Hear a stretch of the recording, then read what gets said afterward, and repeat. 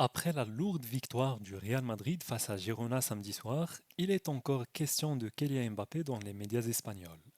Mbappé et Madrid, c'est une relation d'amour et de haine presque jamais vue dans le football.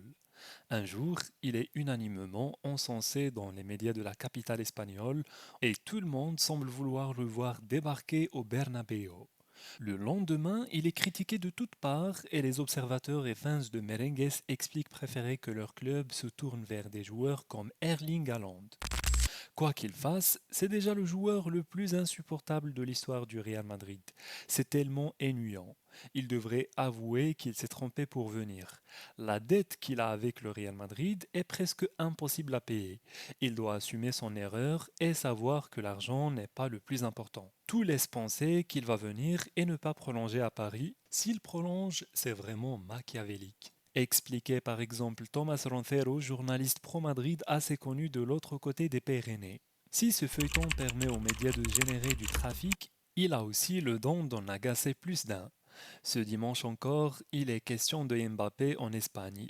Cette fois, ce n'est pas à cause de son comportement, mais tout simplement parce que les médias estiment, comme c'est souvent le cas après chaque grosse victoire des hommes de Carlo Ancelotti, que l'équipe n'a pas besoin de Kylian Mbappé. Les déclarations de l'Italien. Vous continuez à m'interroger sur un joueur qui joue pour une autre équipe. Nous avons déjà les meilleurs joueurs du monde ici.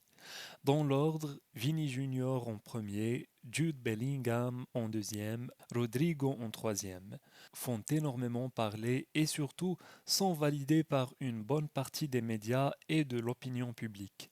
Si Mbappé veut jouer sur le côté droit du Real Madrid, il va devoir travailler. En voyant le niveau de Vinicius et tout ce qu'il apporte à l'équipe, la décision que va devoir prendre Carlo Ancelotti va être compliquée si le crack français arrive à Madrid, explique ainsi Marca. Thomas Roncero a encore rajouté une pièce dans la machine de son côté à l'antenne de la Cadena Ser. Je n'ai plus cette sensation d'urgence pour le recruter que j'avais il y a 2 ans. Il y a 2 ans, il fallait le recruter absolument. Aujourd'hui, ce n'est plus si clair. Lui qui avait déjà taclé le Bandinois pendant la rencontre, la passe de Vinicius sur un but de Bellingham, Mbappé ne l'a jamais faite dans sa vie. Le message est passé. Restez informés des dernières nouvelles et des actualités sportives les plus passionnantes. Abonnez-vous dès maintenant pour vivre votre passion du sport avec nous.